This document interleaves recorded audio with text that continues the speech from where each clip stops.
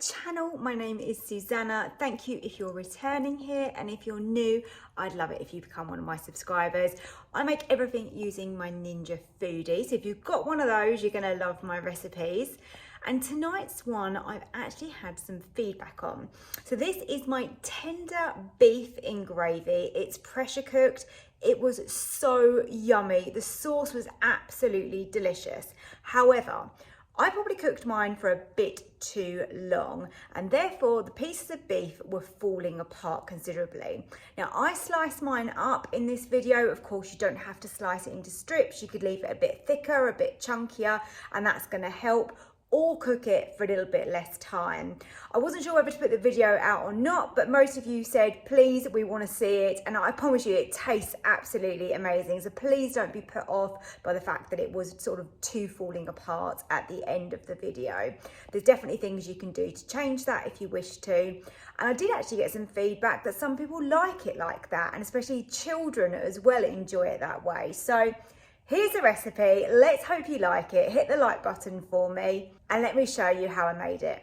I'm excited about tonight's dinner because I think it's going to be absolutely delicious. It is tender beef in gravy, and I'm serving it with some mashed potato as well. Oh, my oil spray needs refilling. I'm just going to grab some oil. So I'm just going to pour in a little bit of oil in the bottom rather than spraying it. It doesn't really matter either way. I've got this onto sear and saute. Now I'm using some steak here. Look at that.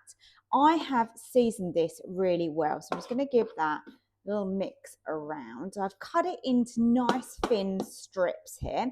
On there I've got onion powder, I've got garlic granules and thyme, so it's just dried thyme, and then salt and pepper as well. So that's got a really good amount of seasoning on that. I've trimmed a lot of the fat off. There is still some fat there, but not like tons of it. So let's get that in on sear and saute. I'm making this for 3 of us this evening. So I'm going to give you the quantities. So I've gone with 400 grams of steak. And I'm literally just going to be browning this off now. That's all I'm doing, because this is going to go under pressure. So it's a half a teaspoon of sea salt, quarter of a teaspoon of black pepper, quarter of a teaspoon of garlic powder, quarter of a teaspoon of onion powder, and another quarter of the thyme. And I can tell you it smells really great. So I've got this on a high sear and saute because we are literally just browning the outside edges. This should just take a minute or two, and I will remove this then immediately. So a little bit more olive oil in the bottom of your pan. Don't worry about the discoloration. That's all good flavour from that beef. You don't want it on too high a sear and saute now. Now I'm going to add in the mushrooms and onion that I'm using here. So I've used 1 onion and about 130 grams of mushrooms.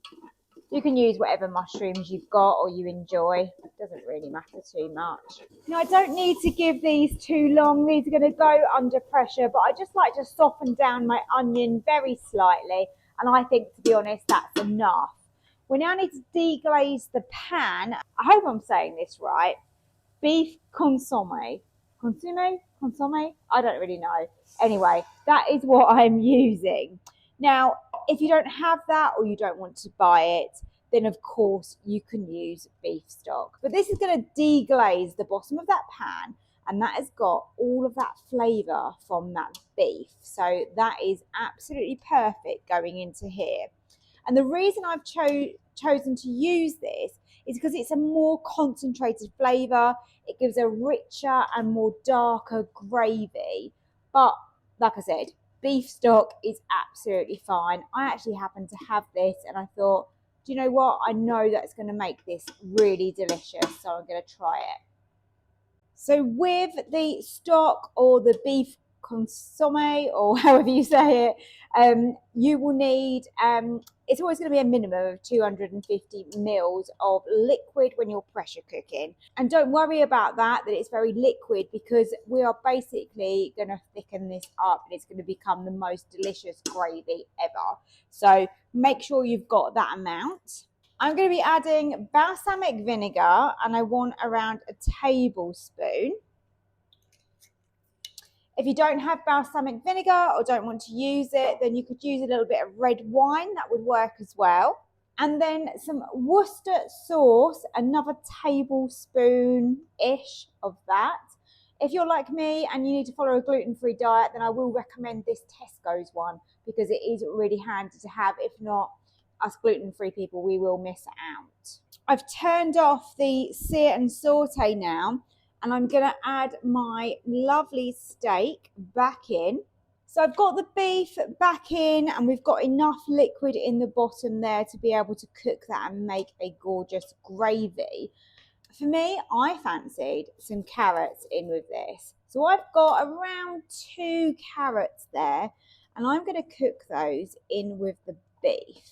Completely optional. That you can basically layer this up, because we're going to be cooking mashed potato as well at a later stage in this dish.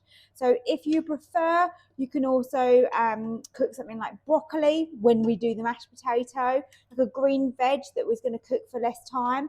But these carrots, you know, they're a root veg, they're pretty firm, they need that cooking time. So basically, let's get that under pressure. So this is the first stage. This is like a 2-part pressure cooked dinner.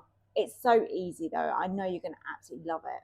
Here we go. Pressure valve up above. Make sure that's on seal. Let's flick over to pressure cook. We want 15 minutes under pressure with this.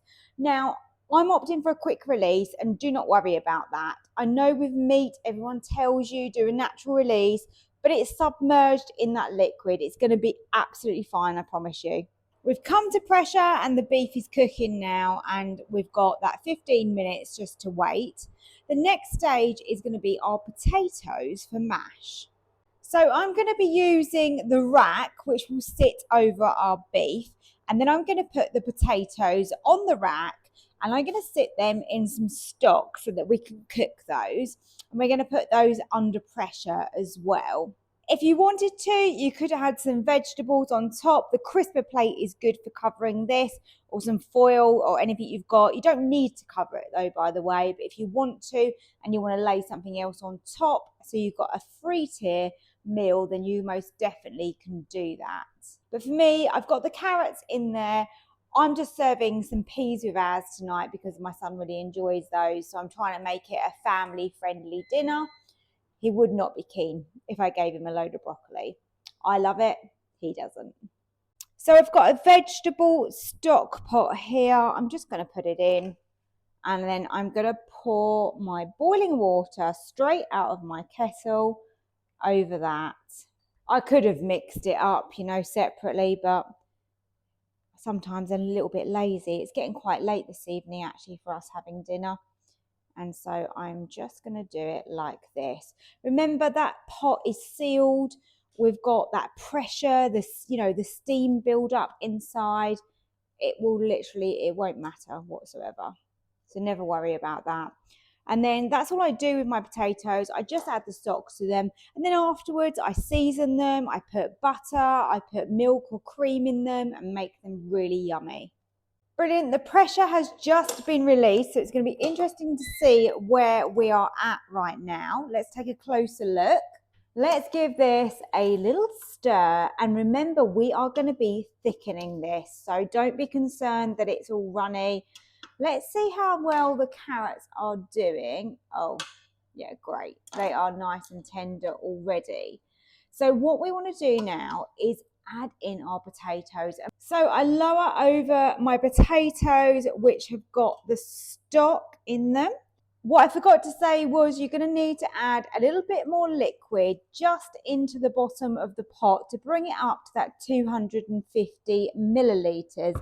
If not, of course, if you don't have that amount in the bottom of the pot, you're not going to come to pressure.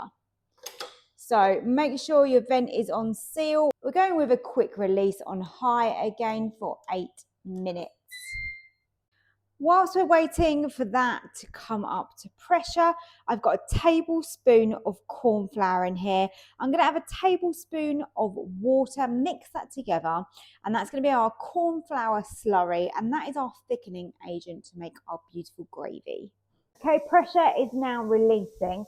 In hindsight, I probably should have added the carrots when I put the potatoes in, because they are going to be extremely soft. But you know, we do these things and learn, and that's the whole point of me testing things out for you guys. When you do this, I would put the carrots in just as you're going to basically pressure cook the potatoes. Shouldn't be too long now, and we can get everything out. I'm going to drain the potatoes, going to mash those, and then we're going to add our corn flour slurry to the beef to create our gravy.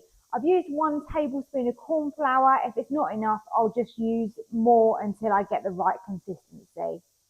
Because we've got the water in the bottom, plus we've got the water or the stock in the potatoes, this pressure release is taking quite some time, even though it's a quick release. So don't worry about that. It's just to do with the amount of liquid that is in that pot. Brilliant. We can open up. Wow, look at those potatoes. They are literally bubbling in there. I can see that they're lovely and soft, so we're going to get those drained. I'm just stopping the pressure cook now, and we're going to go on to sear and saute for the beef. So we've got a lot of liquid in there, and we want to make that into a delicious gravy. That beef looks so tender. It looks brilliant. So in with our corn flour slurry. As I said, I can add more in if I need to, but I'd rather just start with that 1 tablespoon. Put it on to sear and saute. And then whilst I mash my potatoes, hopefully this is going to thicken up and be ready to serve. I've served up my mashed potato, and now I can spoon over some of my gorgeous beef with the carrots and the mushrooms in there. Oh, look at that. Delicious. I'm serving it with a few peas on the side. Here's my tender beef in gravy with carrots and mushrooms, mashed potato, and you can serve it with whatever veg you like. So tender and full of flavour. The corn flour really does thicken that gravy perfectly.